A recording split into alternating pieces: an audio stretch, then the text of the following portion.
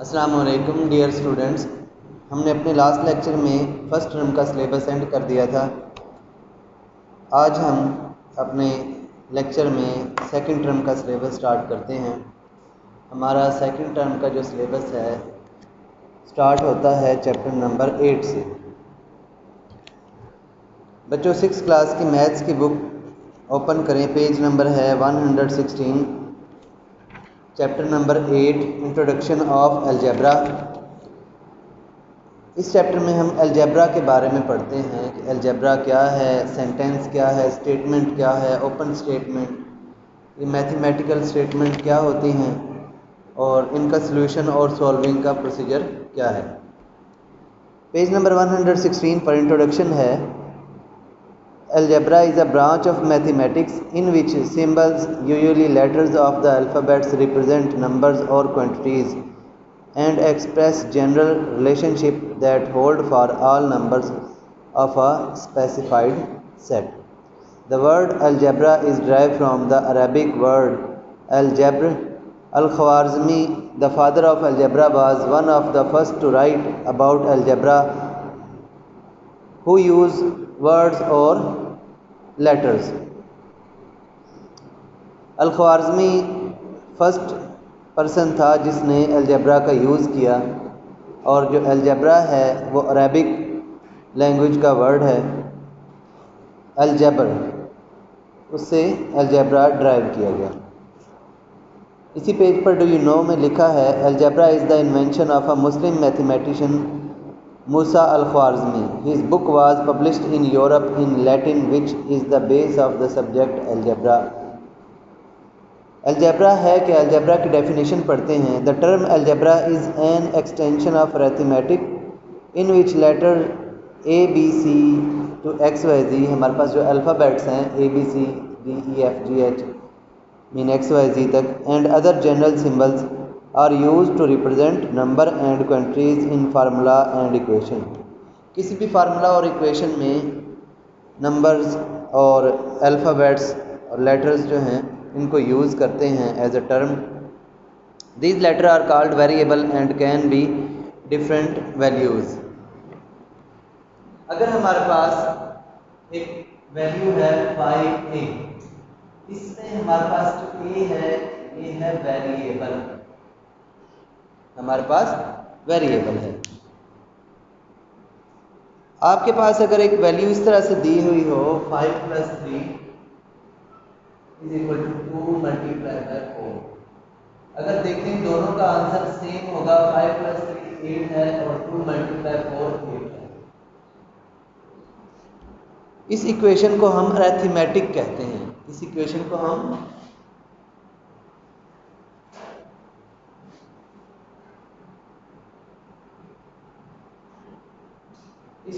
को हम अरिथमेटिक कहते हैं क्योंकि इसके अंदर कोई भी वेरिएबल यूज़ नहीं है, कोई भी लेटर या सिंबल यूज़ नहीं है। अगर हम इस वैल्यू को इस तरह से लिखें 5 प्लस यहाँ पर बॉक्स लगा दें 2 × 5 में ऐसी कौन सी वैल्यू ऐड करें कि हमारे पास दोनों साइड्स इक्वल आ जाएं। हमें नहीं मालूम वो कौन सी वैल्यू है, तो हम लेट करते हैं वो वैल्यू हमारे पास x है। अगर हम लेट करें कि वैल्यू हमारे पास x है या वैल्यू आप लेते हैं वो वैल्यू हमारे पास b है, हम लिखते हैं 5 + b = 2 × 4।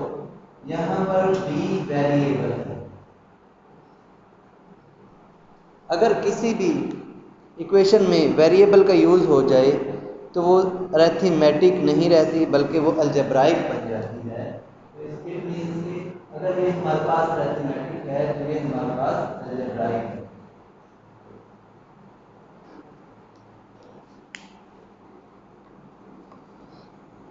नेक्स्ट पेज पर आए, पेज नंबर 117 है मैथमेटिकल स्टेटमेंट। इसको डिफाइन किया गया है। फर्स्ट डेफिनेशन है सेंटेंस की। A sentence is a set of word making a complete grammatical structure and conveying full meaning. Sentence एक ऐसा आपके पास कंप्लीट स्ट्रक्चर होता है वर्ड्स का जिसका एक कंप्लीट मीनिंग होता है, आपको समझ आ जाए उसके मीनिंग की। जिस तरह फर्स्ट एग्जांपल इसने दी है, अली इज़ प्लेइंग, अली खेल रहा है। अगर कहे अली, अली इज़, तो आपको इसकी बात की बिल्कुल भी समझ नहीं आएगी। और अगर वो कहेगा अली इज़ प्लेइंग, तो आपको इसकी बात की कंप्लीट मीनिंग से समझ आ जाएगी कि अली खेल रहा है। इस तरह अगर कहे आई एम, तो इसकी आपको बिल्कुल भी समझ नहीं आएगी। और अगर कहे आई एम हैप्पी, तो इस बात की आपको कंप्लीटली समझ आ जाएगी। तो ऐसा सेंटेंस, ऐसा वर्ड, सेट ऑफ वर्ड जिसकी हमें कंप्लीटली समझ आ जाए मीनिंग के साथ, तो वो हमारे लिए सेंटेंस है, अदरवाइज़ वो हमारे लिए सेंटेंस नहीं है। In algebraic sentence the symbol plus minus multiply divide equal not equal to, not greater than, not less than, greater than, less than equal to, greater than equal to are commonly used. ये तमाम के तमाम symbol जो अभी मैंने बताए हैं page number 117 पर ये दिए गए हैं, ये हमारे पास अलजेब्राइक सेंटेंस में कॉमनली यूज़ होते हैं। स्टेटमेंट क्या है? Sentence that are either true और false are known as statement. Sentence तो हमारे पास सेट ऑफ वर्ड्स है जिसकी हमें कंप्लीटली समझ आ जाए, और अगर वो ट्रू हो या फॉल्स हो तो वो स्टेटमेंट बन जाती है। A statement can not be true और false at a same time. Statement एक ही वक्त में ट्रू या फॉल्स दोनों नहीं होगी, बल्कि या तो स्टेटमेंट ट्रू होगी या तो फॉल्स होगी। The statement which are not decide that they are true और false are called open statement. बच्चों देखो, अगर मैं आपको इसकी एग्जांपल दूँ, ये जो मैंने सबसे पहले आपको अरिथमेटिक वैल्यू लिखकर दिखाई, 5 + 3 = 2 × 4, 5 + 3 8 है, 2 × 4 8 है, दोनों साइड्स इक्वल हैं, इसलिए हमारे पास ट्रू है, तो ये हमारे पास स्टेटमेंट होगी। अगर फॉल्स भी हो, सपोज कि 5 + 3 ≠ 8, 5 + 3 8, आंसर 8 होता है, ये तो इक्वल होता है 8 के, लेकिन वो कह रहा है कि नॉट इक्वल टू, तो ये हमारे पास इसकी बात फॉल्स है, ये भी हमारे पास स्टेटमेंट है। The statement which are not decide that they are true और false are called open statement. ऐसी स्टेटमेंट जिसके बारे में ना तो हम बता सकें वो ट्रू है और ना ही हम बता सकें वो फॉल्स है, तो ऐसी स्टेटमेंट को हम ओपन स्टेटमेंट कहते हैं। फॉर एग्जाम्पल, आपके पास एक वैल्यू है 5x + 7 = 3। अब x की वैल्यू तो हमें मालूम ही नहीं है। अगर x की वैल्यू मालूम हो तो हम इसके अंदर वैल्यू पुट कर दें। सपोज x की वैल्यू हमें मालूम होगी 1, 5x की जगह हमने 1 पुट कर दिया, +7 = 3, 5 × 1 = 5 + 7 = 3, 5 + 7 12 = 3, बल्कि ये तो इक्वल नहीं होता, ये तो नॉट इक्वल है, तो हम कहेंगे कि ये बात हमारे पास फॉल्स है, ये स्टेटमेंट हमारे पास फॉल्स है। लेकिन ये तो उस वक्त पॉसिबल है जब x की वैल्यू हमारे पास गिवन होगी। जब x की वैल्यू हमारे पास गिवन ही नहीं है तो हम किसी भी एक मुत्तफिक राय पर नहीं पहुंच सकते कि हमारे पास ये स्टेटमेंट ट्रू है या फॉल्स है, हम डिसाइड नहीं कर सकते। तो ऐसी स्टेटमेंट जिसके बारे में हम बिल्कुल डिसाइड ना कर सकें कि वो ट्रू है या फॉल्स, तो ऐसी स्टेटमेंट को हम ओपन स्टेटमेंट कहते हैं। Next, page number 118, solution of a statement. Number which complete the open statement or make an open statement true or which satisfy the statement is called its solution. वो number जो एक statement को true कर दे या फिर उसको satisfy situation में ले जाए, तो उसे हम सॉल्यूशन ऑफ स्टेटमेंट कहते हैं। जैसा कि अगर हमारे पास गिवन है 3 × 5 = 12, 3 को किस डिजिट से मल्टीप्लाई किया जाए कि वो हमारे पास 12 आंसर दे, 3 × 4 = 12, तो ये हमारे पास 4 जो है 4 इस स्टेटमेंट का सॉल्यूशन है, 4 इस स्टेटमेंट का सॉल्यूशन है। तो यहाँ पर बहुत सी एग्जांपल्स गिवन हैं, आप इन एग्जांपल्स को सॉल्व करें और देखें कि इनके सॉल्यूशन क्या आते हैं। Solving a statement, we are using letter or English alphabet instead of geometrical shape which we used previously. A value or the variable that make an equation true is called a solution. एक ऐसी value या ऐसा variable जो एक equation को true बना दे तो वो हमारे लिए उस इक्वेशन का सॉल्यूशन होगा। एक्सरसाइज पर आते हैं। Exercise 8A।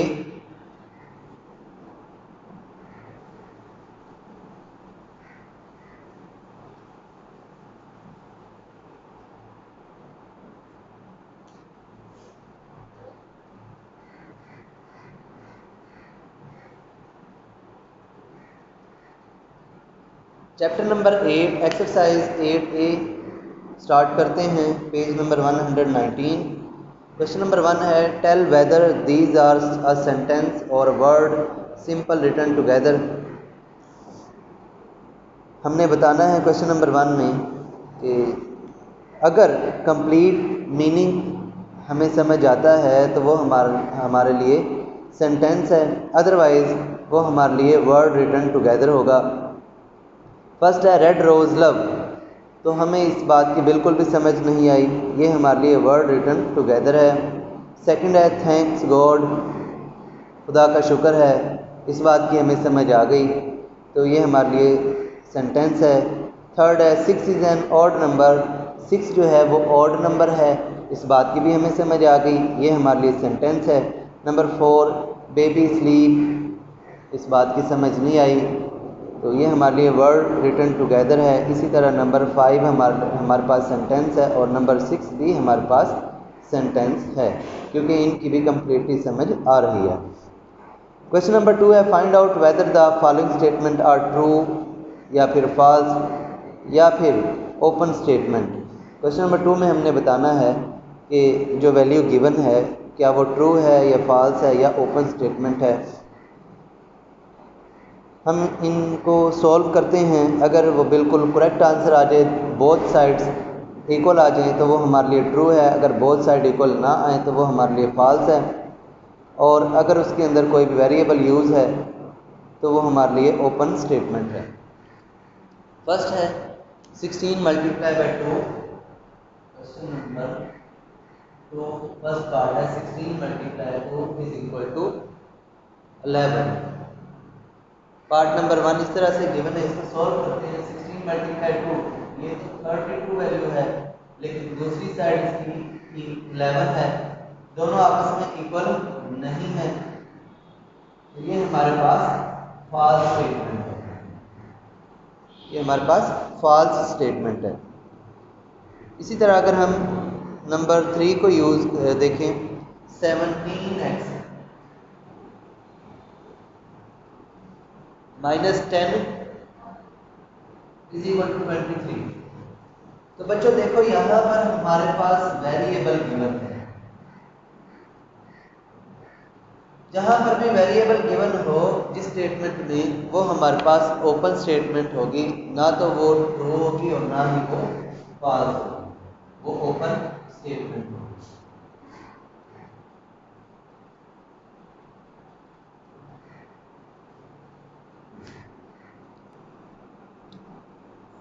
अब देखें इसका पार्ट नंबर 4। पार्ट नंबर 4 है 6 मल्टीप्लाई बाय 4 इक्वल टू 24। अगर आप लेफ्ट हैंड साइड देखें 6 मल्टीप्लाई बाय 4 24 है और राइट साइड में हमारे पास 24 है, बोथ साइड्स आर इक्वल, तो ये हमारे पास ट्रू स्टेटमेंट है। इसी तरह आपने इसके तमाम पार्ट्स को देखना है, कौन सा पार्ट हमारे पास फॉल्स आ रहा है, कौन सा ट्रू आ रहा है और कौन सा ओपन स्टेटमेंट बनेगा। क्वेश्चन नंबर 3 पर आए, इसमें लिखा है put greater than less than not equal to और equal to in the blank to make sentence true. हमने देखना है कौन सी साइड ग्रेटर है, कौन सी साइड स्मॉल है, लेस है, तो वहाँ पर हम ग्रेटर देन या फिर लेस देन का साइन यूज़ करते हैं, और हम देखेंगे कौन सी वैल्यू इक्वल हैं और कौन सी वैल्यूज़ नॉट इक्वल टू हैं, तो वहाँ पर हम इक्वल और नॉट इक्वल के सिंबल्स यूज़ करते हैं। फर्स्ट है 7x माइनस 2x।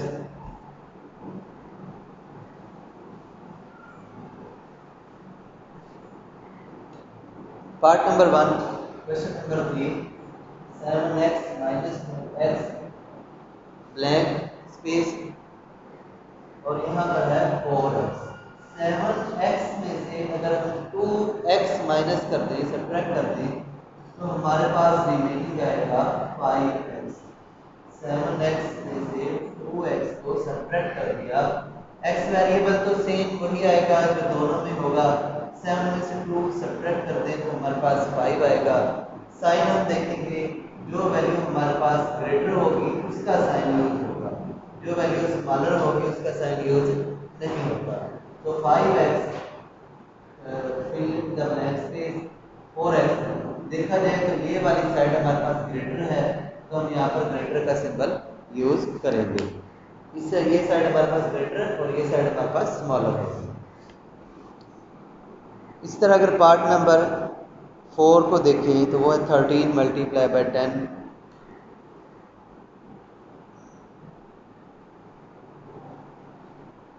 130, इन दोनों को अगर हम मल्टीप्लाई करें 13 मल्टीप्लाई बाय 10 हमारे पास 130 आंसर आएगा। और देखा जाए तो दोनों इक्वल हैं तो यहाँ इक्वल का सिंबल यूज़ करते हैं, इक्वल का साइन यूज़ करते हैं। तो इसी तरह आपने इसके तमाम पार्ट्स को सॉल्व करना है। एक्सरसाइज 8A आपने प्रैक्टिस करनी है और इसके हवाले से जितनी भी डेफिनेशन आपको पढ़ाई हैं, उनकी एग्जांपल्स आपको बताई हैं, इन सब की आपने प्रैक्टिस करनी है। इसको अच्छी तरह याद करना है, देखना है कि इन क्वेश्चंस में क्या हो रहा है और वो कैसे सॉल्व हो रहे हैं, उनको सॉल्यूशन क्या है और उनके सॉल्विंग प्रोसीजर क्या है। तो आपकी जो डायरी है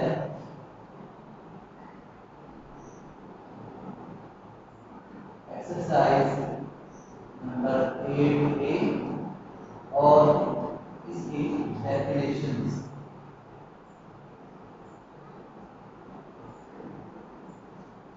लर्न करनी है और उसको आपने होमवर्क भी लिखना है। बच्चों आपने 8A एक्सरसाइज को अपनी नीट नोटबुक पर एज ए होमवर्क लिखना है। नेक्स्ट लेक्चर में हम एक्सरसाइज 8B को डिस्कस करते हैं। अल्लाह हाफिज़।